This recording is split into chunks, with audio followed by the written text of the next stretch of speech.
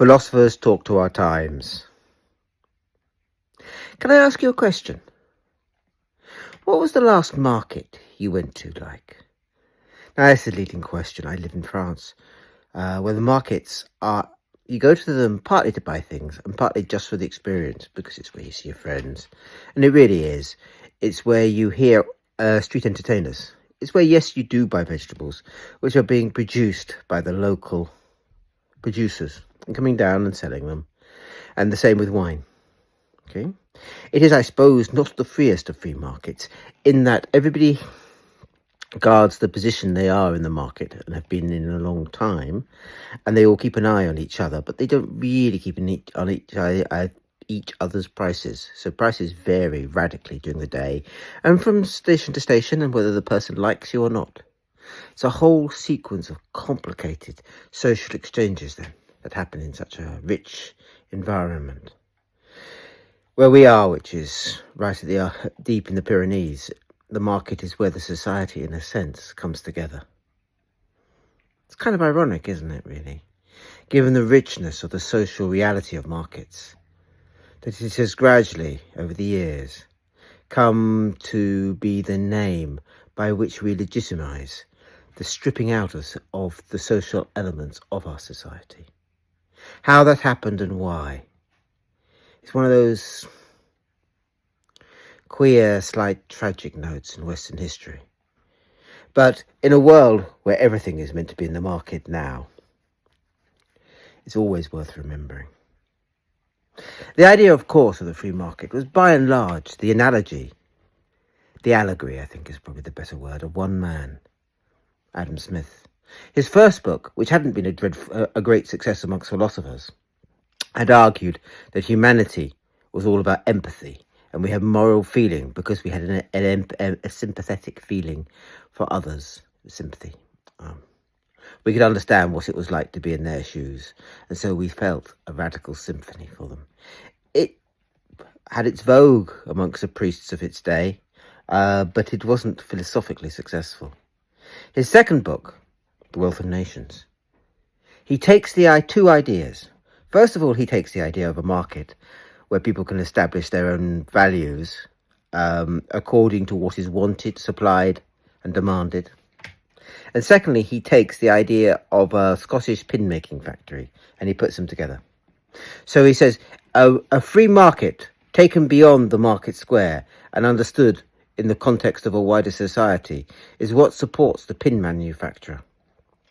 A pin manufacturer was a job that was famously divided up into a very large number of separate tasks, each person perfecting their own tasks, and together they made the pin. And if it was done like that, with each in their own unique little niche, the pin was made much more efficiently than if you had one guy doing all the jobs. It was kind of an industrial revolution that didn't involve industry, it involved small manufacturers. And for Adam Smith, it held the secret to modernity. Modernity was not going to be about industrialization. I'll come to that in a second. It was going to be about these small manufacturers. And to understand how to support them, you had to think of it in terms of a marketplace. But already, the marketplace has lost its social element. It's now just become a place by which prices are set and then worked out. And one of those things that happens with markets is that each successive stage of the process, as it becomes more and more abstract, is always drawing on what went before it. It's probably unthinkable without what went before it. And yet, it gradually strips out the society, the social elements. So the free market of Adam Smith is very different from the free market in the market square on a Saturday.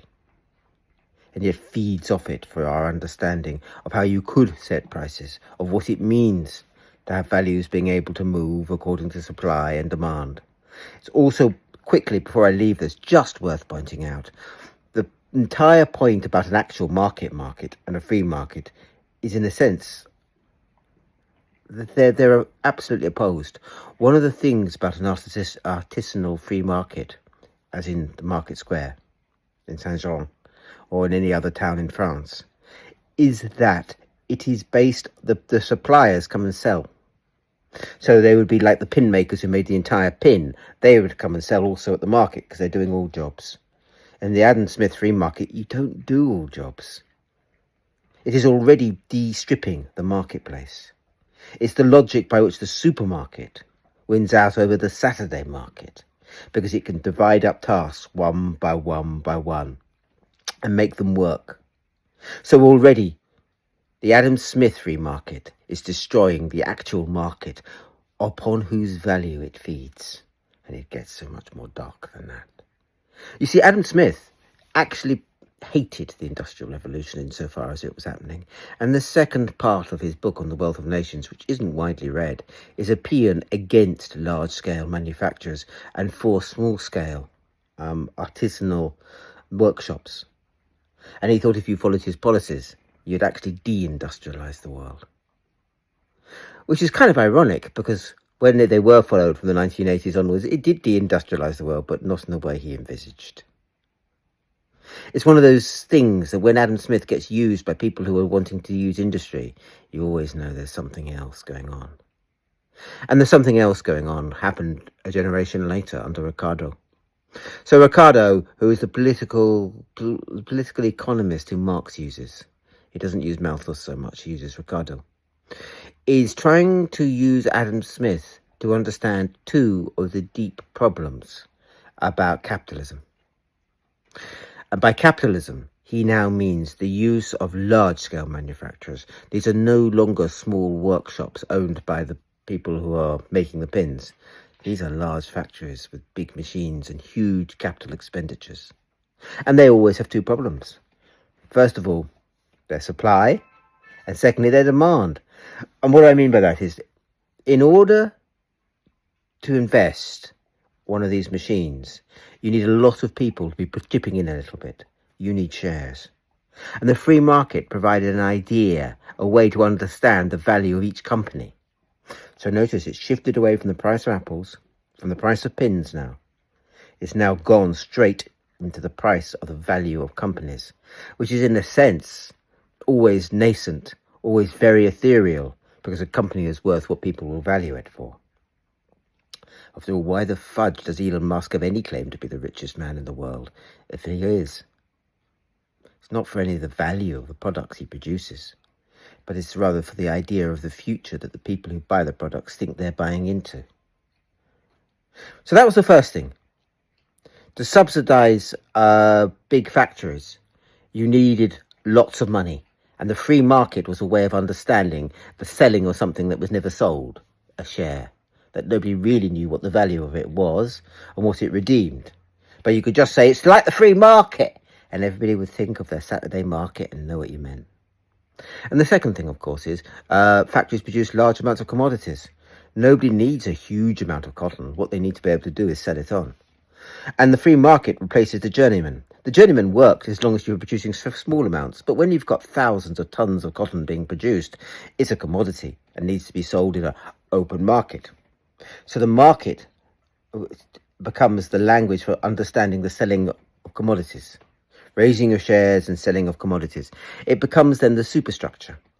And of course, it's that superstructure that gutted the world. This isn't the free market as it was originally envisaged, nor, it has to be said, does the free market easily exist. One of the things that Polanyi points out in a wonderful book called The Great Transformation, which if you've never read and you can tolerate fairly scholastic prose, is so worth it. Because he talks about how the free market was invented as a concept, and then of course how it has to be defended. Because free markets by themselves invariably become monopolies, because it is terribly easy for, given that free markets, as they are used to sell shares and commodities, are not selling quite real products, for them to become clubs, monopolies. We see it. Once you kick away competition rules, they will in fact immediately become monopolies ruled by oligarchs. And the creation and protection of free markets in the early 19th century, Polanyi shows that they were totally not free and totally not natural. And of course, one of the ironies, I suppose, of our times is that thing that gets called neoliberal that isn't. One of the things it is allowed to do was to kick away the laws of competition. Well, of course, saying it was opening competition. So the laws that prevented monopolies in the internet. And here we are in a society increasingly monopolistic. Because actually the free market, as Ricardo argued it, was a way for industrialists to pay for their large-scale machines. A way that worked if you've got lots of industrials competing. But Ricardo, and even more Marx, was aware that in the end, the logic of the system would be that you would have one producer producing with one big machine, because it is the most efficient way. And so, in the end, the free market, in a sense, even undermines itself. Because what it is about, that abstract selling of commodities and shares, is not the most efficient way in large scale in manufacture to organise them. And so it always leads, unless it is stopped, in some form or other, to monopolies. So we've gone very far from the little producer selling in the free market to large-scale monopolies. And the problem is, of course, because we are cursed with that language, with that calling this all the free market, it becomes very hard to understand what is actually happening and why. It all gets clothed in a decency. I know what the market is. That somehow makes it justified and believable, and not just the myth and shadow that it surely is.